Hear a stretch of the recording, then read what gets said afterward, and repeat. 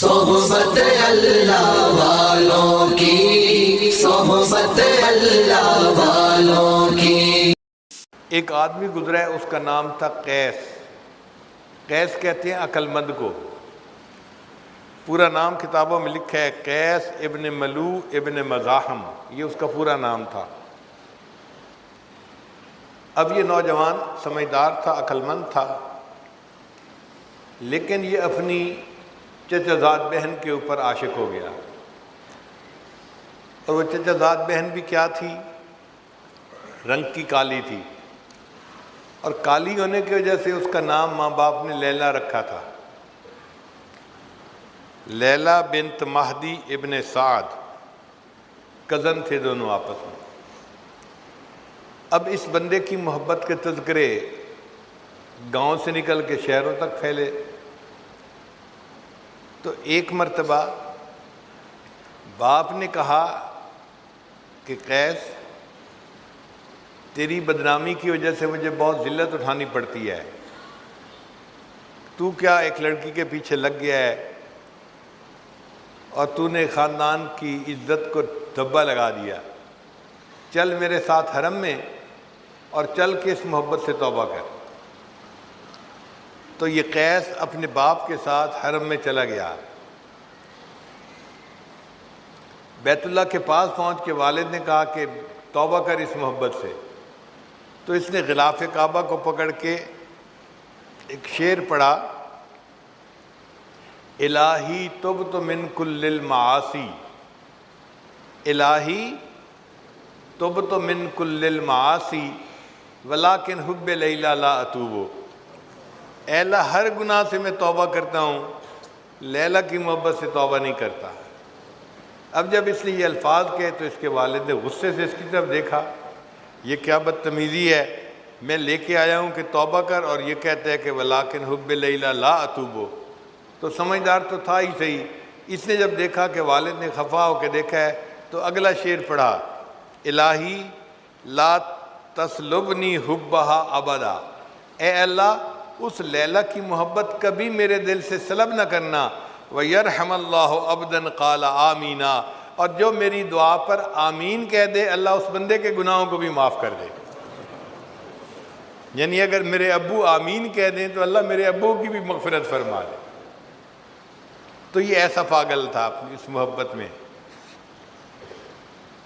جب سیدنا حسن رضی اللہ تعالیٰ عنہ نے سیدنا امیر معاویہ رضی اللہ عنہ سے صلح کر لی اور حکومت کے معاملے میں ان کے حق میں دستبردار ہو گئے، تو حسن رضی اللہ عنہ بہت خوش تھے کہ میں نے حکومت ان کے سپرد کر دی جو اس کے زیادہ اہل تھے۔ ایک دفعہ جا رہے تھے مکہ مکرمہ میں تو قیس صاحب آگے سے مل گئے، تو حسن رضی اللہ عنہ نے روکا، قیس کیا حال ہے، کہاں جا رہے ہو؟ دیکھو میں نے کتنا اچھا کیا، حکومت دن کو سجتی تھی، میں نے حکومت ان کے حوالے کر دی اور خود میں ایک طرف ہو گیا ہوں۔ تو قیس خاموش کھڑا سن رہا ہے، تو حسن رضی اللہ عنہ نے فرمایا چپ کیوں کھڑا ہے، کوئی جواب نہیں دیتا؟ کہنے لگا جی کہ میں سوچ رہا ہوں حکومت تو لیلا کو سجتی ہے۔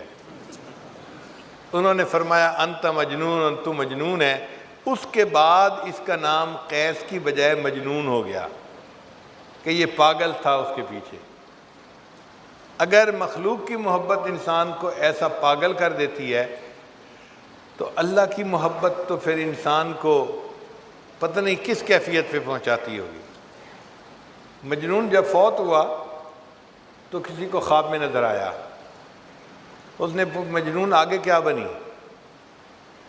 کہنے لگا کہ اللہ نے میری مغفرت فرما دی اور مجھے فرمایا کہ میں نے تجھے نمونے کے طور پہ رکھ لیا ہے، میں قیامت کے دن اپنے سے محبت کرنے والوں کو تیرا نمونہ پیش کروں گا کہ دیکھو اگر مخلوق کی محبت میں یہ بندہ اتنا پاگل ہو سکتا ہے، اے میرے بندوں کلمہ پڑھنے والوں تم نے مجھ سے محبت کیوں نہ ایسی کی۔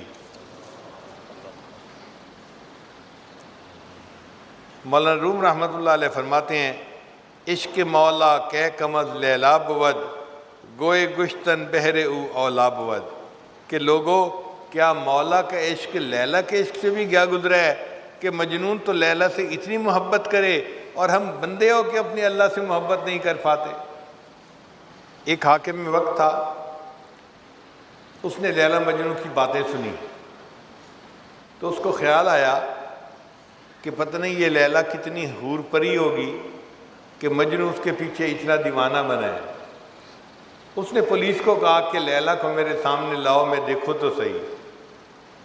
اب جب لیلا آئی تو وہ تو ایک عام سی لڑکی تھی کالے رنگ کی، تو بادشاہ نے اسے کہا الدگر خوباں تو افزوں نیستی، اے لیلا دوسری خوبصورت عورتوں سے کوئی بڑھ کر تو حسین نہیں ہے، گفت خامش چوں تو مجنوں نیستی۔ اس نے جواب دیا خاموش رہو، اس لیے کہ تیرے پاس مجنوں کی آنکھ نہیں ہے، اگر تو مجنوں کی آنکھ سے مجھے دیکھتا تو دنیا میں مجھ سے زیادہ خوبصورت تجھے کوئی نظر نہ آتا۔ اللہ بھی ہمیں ایسی آنکھ عطا فرما دے کہ جو ہم اپنے خالق اور مالک کو ایسی محبت کی نظر سے دیکھیں کہ وہ ہمارا محبوب حقیقی بن جائے۔